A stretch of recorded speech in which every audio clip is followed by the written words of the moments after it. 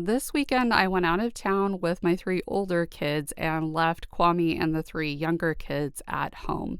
My son had a basketball tournament in Bend, which is about 4 hours away, and we all wanted to go, but it ended up just being too much to try to coordinate, especially when we found out that there was a ton of snow going in the direction of where the tournament was. My husband had just worked 7 out of the last 8 days, so I did not want to leave the house messy for him. I wanted to have everything as neat and ready to go as possible. So I started with the kitchen. I cleaned off the entire island because while I was trying to clean, I also wanted to go through the kids' toiletries that they had packed and make sure that they had everything together. I amused myself though because I found out that my son had not packed a toothbrush, so I went upstairs to get it, and the whole time I'm thinking, just grab your toothbrush at the same time because you also did not pack yours.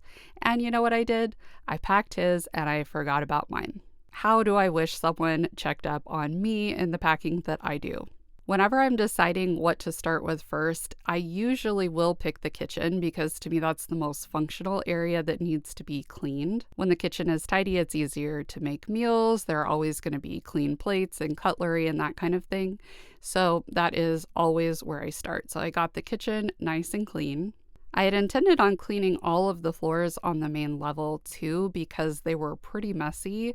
However, as I kept an eye on the weather forecast, I got more and more anxious about the snow that was headed our way, and I wanted to make sure that we left at the right time because the plan was to set off early enough that we could get to our location before it was dark since there was a lot of snow expected. Your friend Sarah is from Texas, as you probably know, and driving in the snow is just not something that I'm equipped to do. I was pretty nervous, but I was following one of the kiddos' dads, so I was like, at least if I get in trouble, I'll have someone there who can kind of help me out. So that was reassuring. And then Kwame also went and got snow chains for the car in case I needed them, which I actually didn't end up needing. It was kind of a miracle. But back to the floors, I got all of the kitchen vacuumed, and that was the area where there was predominantly the crumbs and whatnot. I had cleaned the bathrooms the day before, so that was in good shape. And then I also ended up catching up on the laundry, so that was one more thing that my husband didn't have to worry about. The tournament ended up being so good. It was so fun to watch all of the kids. One of Miles's friends' parents had invited several of us to stay with them in their beautiful home out there. So that was just a delight to get to know the parents better and know the kids better. The kids worked their butts off and they came in second place in state. So amazing work for them.